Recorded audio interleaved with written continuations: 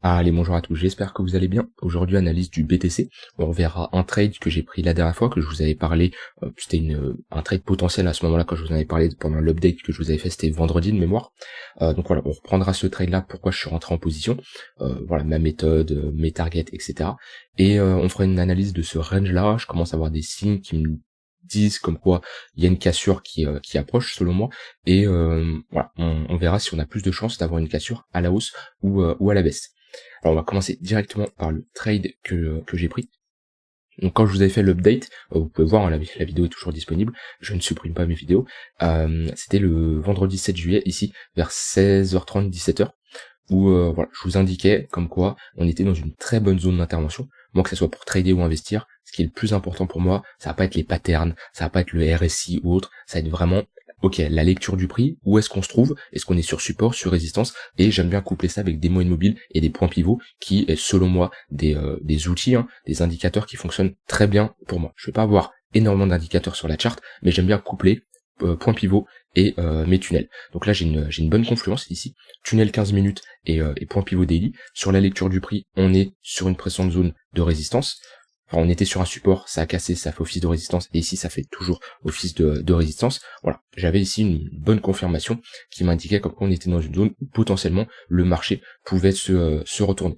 On était dans une phase de creux de plus en plus haut. Moi, ce que j'aime bien, c'est me positionner quand on a un affaiblissement, qu'on voit que, ok, les acheteurs commencent à s'affaiblir, on voit qu'on commence à rejeter sur notre point pivot daily, on fait une phase de distribution, on prend la liquidité, voilà, on commence à structurer des M. Si je me mets ici en close line, on voit ici on fait un M-top, et voilà, je suis rentré en position, on a eu ici une rejection, d'accord, hop, je suis rentré sur le pullback, ici, voilà, au niveau de notre ligne de coup, ici, de cette structure, et stop loss, où ça, donc ma zone d'invalidation, c'est la première chose qui me vient à l'esprit quand je veux rentrer en trade, c'est où est-ce que j'estime que mon trade est invalidé. Mon trade est invalidé, c'est si on vient chercher notre précédent sommet, parce que déjà on casserait notre tunnel 15 minutes, on casserait notre point pivot daily, et surtout on ferait un sommet plus haut que le précédent, et ça nous indiquerait comme quoi j'ai invalidé mon trade, j'ai eu tort, et on a une poursuite de notre tendance haussière, d'accord. Donc voilà, et puis après target 2 pour 1, voilà, j'ai mis TP 2 pour 1, j'aurais pu mettre 3 pour 1, mais au vu des conditions de marché, et sachant que sur le BTC, on est dans un range précédé par une tendance haussière, c'est délicat quand même de shorter sur des niveaux assez bas, hein. On était sur un niveau assez bas, donc je pouvais pas me permettre, selon moi, selon ma stratégie, mon profil, d'aller chercher beaucoup plus de gains, même si, voilà, ça aurait peut-être pu passer. Non, ça serait pas passé. Donc voilà, target 2 pour 1 trade assez sympa. Voilà, et éventuellement, ici, c'était des zones où je pouvais rentrer également en position, mais je devais pas être devant les charts, à voir si j'avais aussi une condition. Mais voilà, on voit bien que sur du court terme là, le 15 minutes et le 1 heure ont bien fait office de résistance. Ici, on revient le chercher, résistance, on le casse, hop, prochaine target, le tunnel 1 heure, ok. Ça c'est de très bonnes zones pour chercher à rentrer en position. Et ici on avait une bonne confluence aussi, comme je les aime bien, point pivot daily et tunnel 15 minutes. Et voilà, pareil, quand ça casse, cette résistance devient un support. Alors, à l'heure actuelle, on arrive quand même dans un range qui est assez mature, d'accord, ça fait une vingtaine de jours qu'on est dedans. On voit qu'on a notre tunnel 1 heure qui commence à être plat, donc ça nous indique qu'on est vraiment dans un range. Voilà, le 15 minutes était déjà plat, le 1 heure devient plat, donc les moyennes mobiles, c'est surtout pour trader une tendance, d'accord. Quand vous commencez à avoir des moyennes mobiles plates comme ça vous indique qu'on est dans un range, d'accord, et les moyennes mobiles dans un range ne servent à rien. En tout cas, peut-être certains les utilisent, moi qu'on est dans un range, mes moyennes mobiles ne me servent à rien, je ne les utilise pas. Sauf pour du court terme, comme je vous l'ai montré. Mais là, ici, pour du 4 heures, 6 heures, voilà, je peux rien faire de cette charte avec mon tunnel 1 heure et mon tunnel 15 minutes. Maintenant, ce que j'aime bien, ici, c'est assez bullish, selon moi, ce qu'on a fait. On est revenu chercher notre bad range, ok, et on a structuré ici une magnifique structure en W. Voilà, creux, hop. On a ici un range, on peut voir ça comme un range. Alors, on a une structure, hein, mais on a ici, alors en plus on a ce qu'on appelle un M dans un W, parce qu'ici qu'est-ce qu'on voit? On voit un M, ok, qui n'est pas validé, mais je sais qu'il y en a beaucoup qui FOMO ici et qui anticipent la clôture, d'accord? Alors que attendez toujours des clôtures, que ce soit pour des cassures de range, des patterns ou autres. La clôture, c'est vraiment important d'attendre une clôture pour confirmer une pattern ou un breakout ou autre. Donc ici on fait une sorte de structure M dans un énorme W. On peut voir comme ça. Donc ça c'est assez bullish parce qu'ici on attrape beaucoup de vendeurs. Ces vendeurs-là sont des futurs acheteurs pour ressortir de votre position short, vous devez racheter votre position. Et voilà, on était bloqué dans ce petit range court terme, on l'a cassé à la hausse et on est venu faire un pullback. Et ça, c'est vraiment la base d'un range. Quand vous avez un range, vous avez une cassure à la hausse, on fait un pullback. Si on réintègre ce range, bon, en général, c'est pour venir prendre la liquidité en dessous, parce que ça nous indique que dans cette zone-là, eh ben, les acheteurs ne défendent pas leur prix, et surtout les shorteurs ne sortent pas de leur position. Parce que qu'est-ce qui fait que cette résistance devient un support? C'est tous les shorteurs ici qui ont short, on a pump, ils ont la tête sous l'eau, on revient chercher, ils se disent ok, je sors à break-even. Et c'est pour ça qu'on a ce genre de réaction. Donc là, comme je dis, on avait une très bonne zone où on avait une bonne confluence au niveau de notre ligne de coup, et on avait également une bonne confluence ici. Tunnel 1 heure, tunnel 15 minutes, si je me mets plutôt sur du court terme. Voilà, on a une bonne rejection ici, au moment où on revient, on recrosse notre tunnel 15 minutes qui recrosse notre tunnel 1 heure, donc voilà, il était au-dessus, il a évolué à la baisse, et voilà, on voit qu'on a un recross. Donc franchement, sur du court terme, bah, pour moi la tendance est bullish, à partir du moment où on a structuré ici ce W sur un bas de range. Ici, ouais, on avait une bonne confluence point pivot weekly, ici c'est une bonne zone, même si je me mets sur du plus court terme. Si on revient chercher cette zone, sur du court terme, c'est une zone que je surveillerai. Pourquoi pas rentrer en position. Pareil, faut voir comment on y va, mais ici j'ai une bonne confluence. Comme le range qu'on avait ici en 4 heures, on a le même ici en 15 minutes, ok.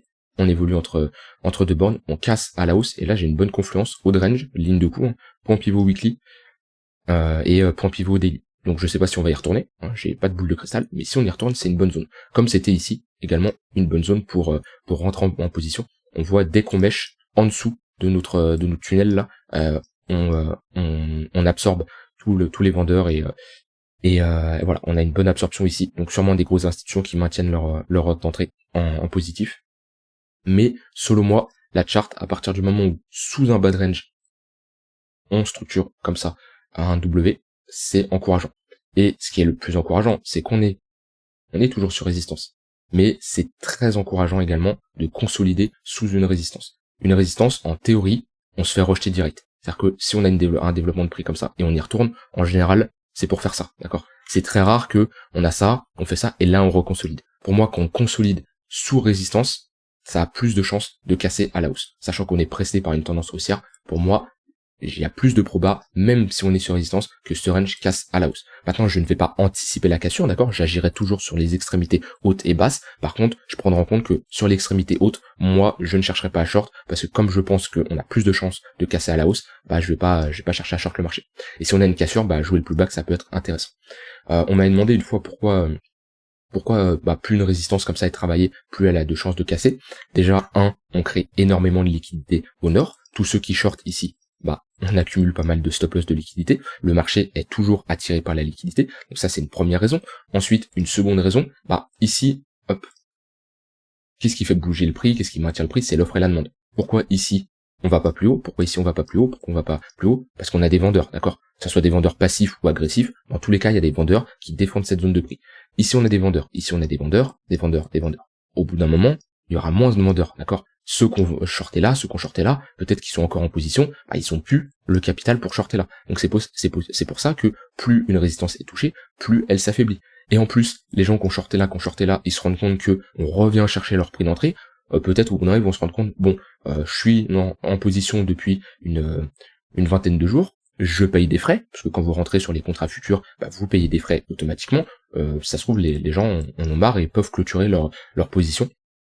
Et du coup, ça peut être un rachat au marché. Donc c'est pour ça que plus on travaille une résistance, et c'est pareil pour un support, plus on travaille un support, plus elle s'affaiblit. C'est tout simplement parce qu'on crée de la liquidité, on a aussi moins d'acheteurs et de vendeurs, et aussi les gens peuvent à force clôturer leur position suite à un marché qui ne fait pas grand chose. Donc voilà, pour moi, honnêtement, je suis bullish sur le BTC, même si on est sur résistance. Prochaine target, si on casse. Alors je veux pas vendre du rêve, on s'adapte en fonction de ce que le marché nous donne. Si le marché ici il vient, il fait ça, il casse ce niveau-là, on sait très bien que prochaine target c'est les 28 000 $, d'accord? Donc voilà, on s'adapte, ça sert à rien de FOMO en se disant que ça y est, c'est la cassure.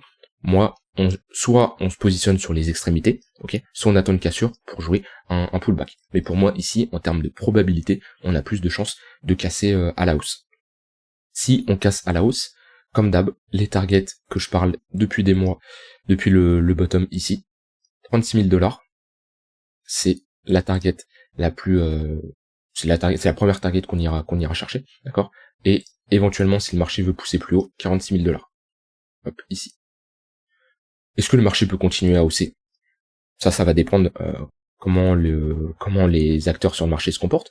Est-ce qu'on va avoir un essoufflement des acheteurs? Voilà, faut voir. Est-ce que les gens pensent que ce mouvement est un piège? Est-ce que ça FOMO short? Voilà. Comment le public aussi va évaluer cette hausse, comme on a eu ici? Comme on a eu ici, personne n'y croyait. Personne n'y croyait, et ça shortait en masse, on le voyait. Si je me mets, c'est pas actualiser ça, hop, si je me mets sur Canalys, hop, quand on a eu cette tendance haussière, qu'est-ce qu'on constate? Ratio short qui augmente, on avait même des phases de funding négatif, voilà, ça nous indique que personne croit au mouvement, et les gens cherchent à lutter contre ce mouvement-là.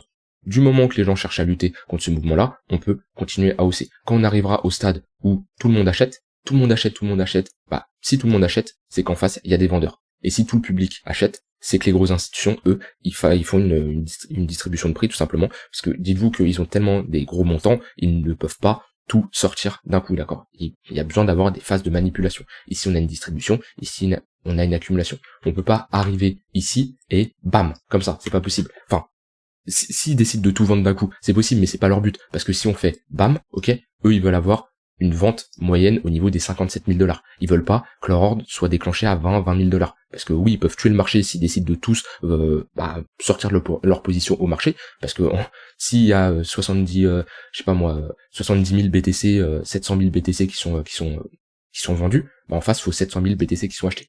Mais bon, ils sont pas cons à ce point-là, et ils savent que s'ils décident de vendre 700 000 BTC, bah le marché il va fortement crash, et il y aura aucun acheteur, et eux ils auront un prix moyen que quelqu'un qui sort de sa position, un gros institution qui short, et enfin c'est un acheteur, il décide de prendre des profits sur du spot, donc il vend, faut qu'en face, il y ait un acheteur pour acheter ses BTC, d'accord? Et il faut qu'il y ait de la liquidité. S'il n'y a pas de la liquidité, il peut faire baisser le prix, et comme je le dis, s'il y a personne qui y achète du BTC, admettons il veut en vendre à 56 000, et la seule offre qui est disponible c'est à 33 000, il va faire baisser le prix à 33 000. Et lui, son prix moyen de sortie sera à 33 000. Il sera pas à 56 000, d'accord? Donc ça, c'est important à prendre en compte. Et c'est pour ça que ces grosses institutions, ils ont besoin de liquidité et une contrepartie en face. Si ils cherchent à acheter, faut qu'en face, il y a des vendeurs. Donc des vendeurs, ça peut être soit des vendeurs, soit des prises de profit, des stop loss déclenchés de longue. Parce que quand vous avez un stop loss qui se déclenche, vous êtes un vendeur, d'accord?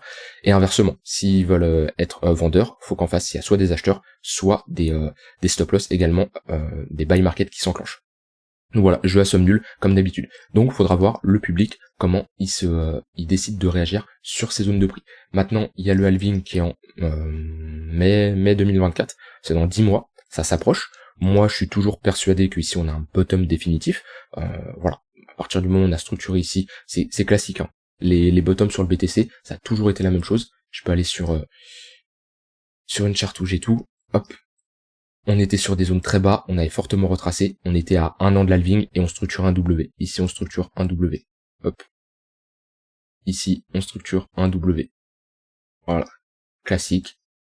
Ici on structure, bon c'était le début, hein, mais voilà. Pour faire comprendre que si on est boule, on fait des creux et des sommets de plus en plus haut et on structure des W. Et quand on est bear, eh ben on fait des creux et des sommets de plus en plus bas. Donc pour moi ici le bottom est définitif, il y a très peu de chances qu'on casse ce creux là. On peut refaire un tour à 25 000 $, même 20 000 $, hein. J'ai pas de boule de cristal mais c'est une éventualité, mais selon moi ici c'est un creux qui sera absolument défendu. Et ce creux là doit être aussi défendu. Et si on casse ce niveau là, ça sera aussi ici un creux majeur. Maintenant, pour la suite. Alors, j'ai pas de boule de cristal et j'en sais rien de ce qui va se passer entre l'halving et le top de marché, s'il sera 200 000 $, 100 000 $, j'en ai aucune idée. Si on reprend le pattern, la pattern qu'on a fait ici, ça sera un retracement vers les 46 000 $, mais ça met du temps. On met quand même du temps à y aller. Comparé ici, on avait pump en ligne droite et on avait fortement corrigé. Ici, on y va en plusieurs phases. Ça met du temps. Donc, pourquoi pas une dernière vague haussière à 46 000 $, retracer et revenir chercher notre zone des 25 000 $. Ok. Et voilà, poser un bottom pour l'halving, et ok, après c'est to the moon, j'en sais rien ce que fait le BTC, mais c'est une éventualité. Maintenant, si tout le monde se dit, ok, il s'est passé ça, les précédents cycles, on va faire ça, est-ce que la pire chose, parce que le marché, il fait toujours ce que les gens ne pensent pas, le marché, s'il peut faire souffrir du monde, il fera souffrir du monde. Est-ce qu'il y a du monde qui est in là dans le marché? Est-ce qu'il y a du monde qui a rechargé? Est-ce qu'il n'y a pas du monde qui attend des prix un peu trop bas? Je me dis, si le marché continue à monter, lentement, mais sans avoir de fortes corrections. On voit les corrections sont faibles. 15% ici, 13%. On n'a pas des corrections comme dans une phase, voilà, ici, hop, on pump, là on a une forte correction déjà, 40%. Hop, on repump ici, forte correction, d'accord. Bon après c'est to the moon, mais voilà, ce que je veux faire comprendre c'est, si on est dans cette phase où on veut pas permettre aux gens d'accumuler, ceux qui attendent vraiment des prix extrêmement bas, qui nous dit qu'on peut pas faire ça? Est-ce que vous êtes prêt à voir ça sur le BTC? Là, si je vous dis, alors, comme je dis, hein, le but c'est de prendre tous les scénarios possibles, d'être prêt à tous les scénarios qu'on peut imaginer pour être prêt tout simplement. Si on fait ça sur le BTC, est-ce que ça vous fait chier? Est-ce que, ok, vous êtes déjà in, vous avez votre wallet qui est prêt, voilà, vous êtes déjà rentré en position et du coup, c'est parfait pour vous. Est-ce que ça vous fait chier parce que vous n'avez pas assez de BTC? Voilà, prenez tout ça en compte. Mais alors je dis pas aussi beau en ligne droite, mais ce que je veux faire comprendre, c'est qu'on retrace très peu pour permettre à personne de rentrer. C'est une éventualité qui est possible. Dans tous les cas, il n'y a pas énormément de scénarios. Selon moi, c'est 36 000 ou 46 000 $ et on rejette, on revient chercher ici beaucoup plus bas et on pose un bottom après l'halving pour avoir notre cycle, où on y va doucement, faible volatilité et on pump très doucement, mais on y va petit à petit comme on a fait ici. D'accord? Des ranges, on pump. Voilà. Prenez tous les cas. Adaptez-vous en fonction de ce que le marché vous donne, d'accord? Là, je sais pas ce qu'on va faire ça, hein, les graphiques que je vous montre là, j'en ai aucune idée qu'on va faire ça, mais c'est des scénarios que vous devez vous mettre en tête. Voilà, tout simplement. J'ai rien d'autre à ajouter d'un point de vue order flow sur du court terme. On va regarder ça assez rapidement. L'open interest, on a bien nettoyé pas mal de monde, bien chuté. Ce qui est encourageant, c'est là, pendant cette tendance haussière, il y a eu l'ouverture de position, donc il y a eu du soutien des longues, donc ça c'est pas mal, et on a un funding négatif. Souvent les bottoms se posent sur des phases de funding négatif. Voilà, ici, alors, toujours proportionnel à l'unité de temps. Enfin, je dis des conneries, le funding n'est pas mesuré en fonction de l'unité de temps. Si je me mets en 1 heure, ici, on aura toujours le funding. Mais ce que je veux faire comprendre, c'est, voilà, ici, hop, si ça veut bien s'afficher, voilà, proportionnel, ce que je veux dire c'est proportionnel à aussi la charte que vous avez, d'accord. On peut avoir des funding négatifs quand on est sur des prix assez élevés, voilà, mais quand on a un funding qui est aussi vénère que ça là, ça nous indique que ok, là il y a pas mal de gens qui shortent le marché, il y a une anomalie entre le contrat spot et le contrat futur, et on est potentiellement en train de poser un bottom. Mais voilà, ces phases de funding fortement négatifs, c'est souvent des phases de bottom. Maintenant, toujours à prendre en compte la charte et ne pas vous baser que là-dessus. Voilà, j'ai dit tout ce que j'avais envie de dire. N'hésitez pas, vous, à me dire le marché, qu'est-ce que vous en pensez en ce moment? Est-ce que vous avez... Enfin, répondez surtout à cette question, ça va me permettre de voir un peu en fonction des différents types de profils, si vous avez déjà rechargé, si vous attendez que le prix baisse pour recharger, si vous voulez recharger maintenant. Dites-moi globalement, sans me donner à quel moment vous êtes rentré ou me donner des chiffres, hein. Je veux pas savoir combien de BTC vous avez dans vos toilettes, mais me faire comprendre votre profil, votre psychologie, est-ce que vous cherchez à recharger maintenant, plus tard, à 20 000 $, parlez-moi de ça, que ça va me permettre de voir un peu la situation, comment les gens pensent de comment on est actuellement. Voilà, je vous souhaite une très bonne fin de journée, on se retrouve demain pour une prochaine vidéo, bye bye.